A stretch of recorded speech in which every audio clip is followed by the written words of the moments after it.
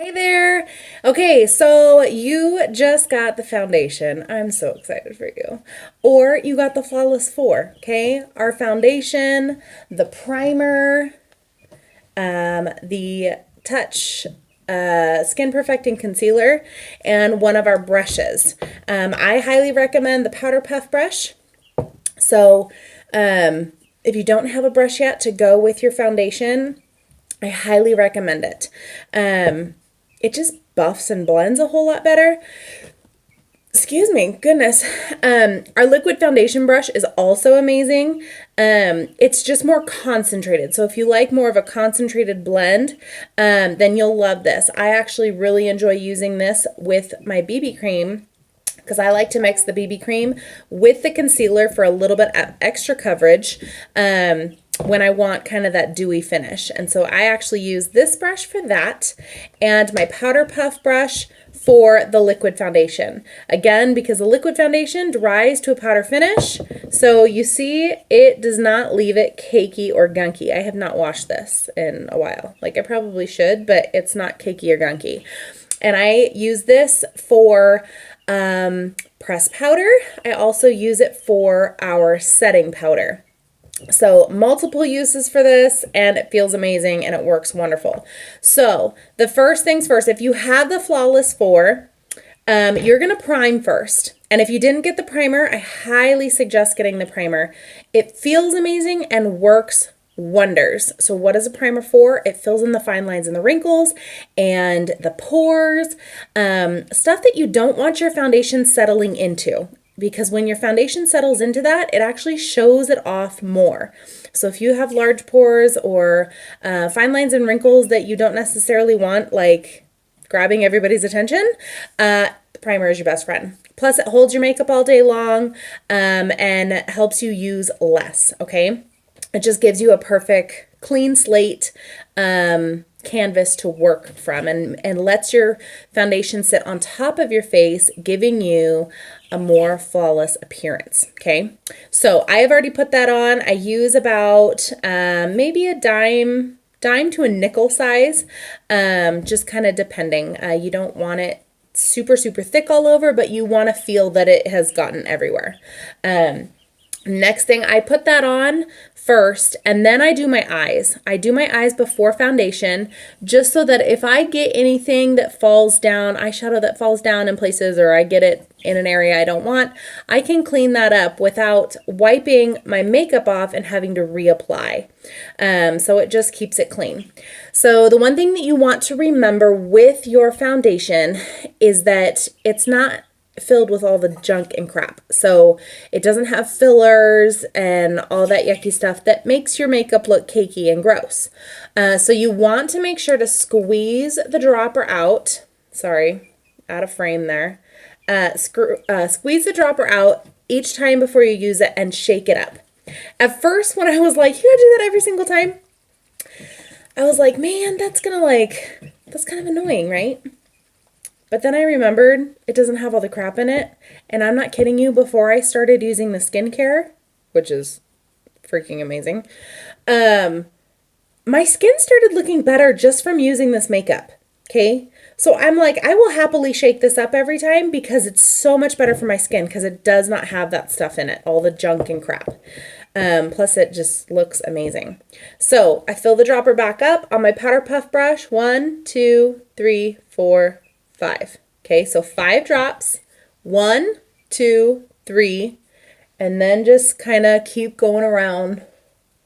You want to just make sure that you have it evenly distributed all over your face, okay? And then start blending.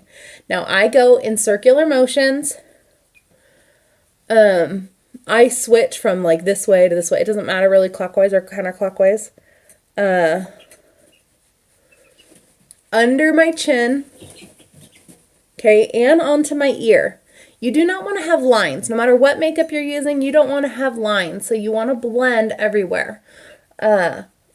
Also, if you're watching this, maybe you got the primer or just the concealer, because I'm going to go over that too. If you need to still be color matched for something, I can do that for you. Just give me a message and and I can do that for you. But remember this, when you're color matching, anytime you color match, you don't want to go off of your face skin tone. I know that sounds very weird, right? Like, why would I not want to go off of my face skin tone? You want to go off of your chest and neck, okay? Because what happens is once you put your foundation on, you want it all to look like the same color. And a lot of us tend to have our face is just a slightly different color or a very much different color than the rest of our body. Some of us have a lot of redness to our skin, or we just may be like really tan on our skin, but not so much anywhere else.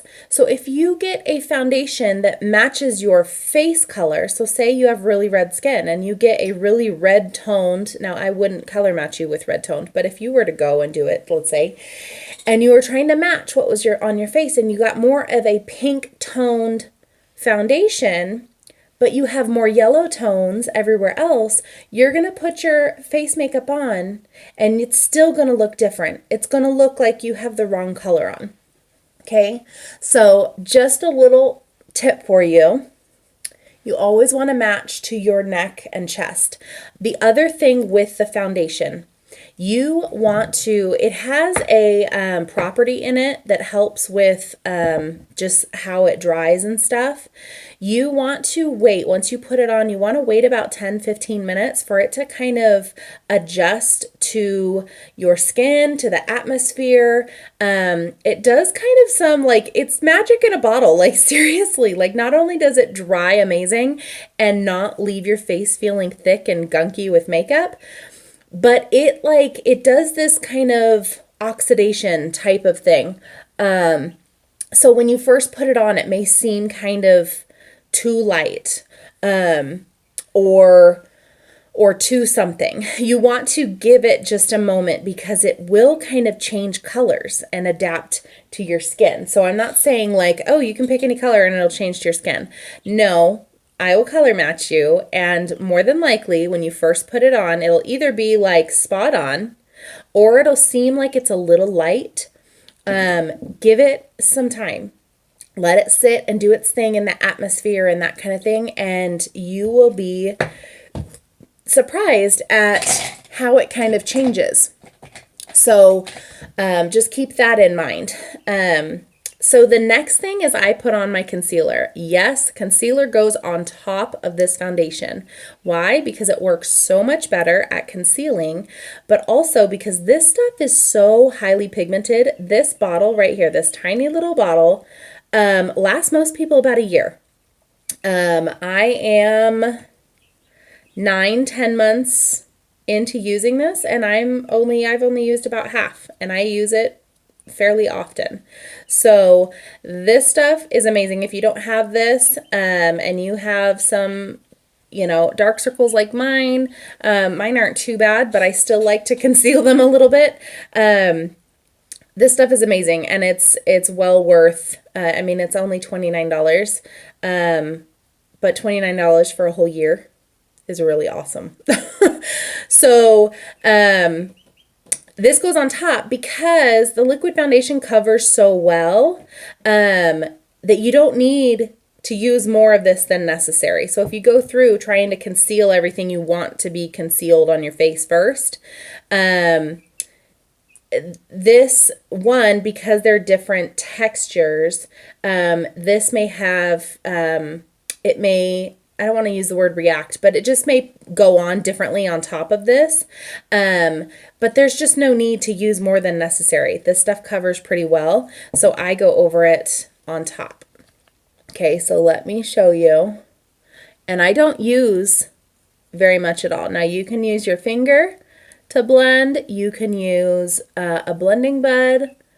You can use a concealer brush, or you can even use the liquid foundation brush.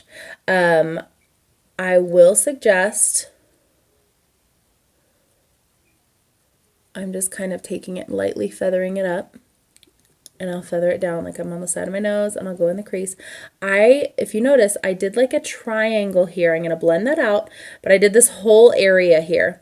The purpose with that is because if you just concentrate on just doing your under eye circles, it will almost show up more. It'll show off a little bit more. So you want to brighten up this whole area because it actually brightens up your whole face and brightens up your eyes even more. So no matter what you do, I like to pat as I blend it out, okay? And then like I'll use light strokes. Now if you are using your finger, you may need to transition to a brush at this point. I never go like this and wipe it in or do this, okay? Even if you're being gentle, you want to always be gentle with your the skin around your eyes because it's thinner and it's more delicate, and when you're tugging and pulling, that's how we get loose skin, you know, sooner rather than later. So you want to just be really, really light with it. But I don't sweep it across. I like to pat because it just covers better. Okay? So you see how much brighter it is? So I do that. I like to use the concealer brush. Sometimes I'll use a blending bed, but I still feel, for me, I feel like it absorbs some of the product, even when I'm doing it the right way by getting it wet. So I don't know what I'm doing different, but some people love it. So to each their own, whatever you like to use, whatever you feel you get the best results with. And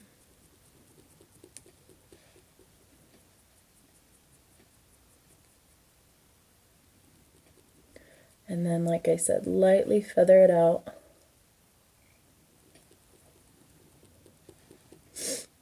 So at this point,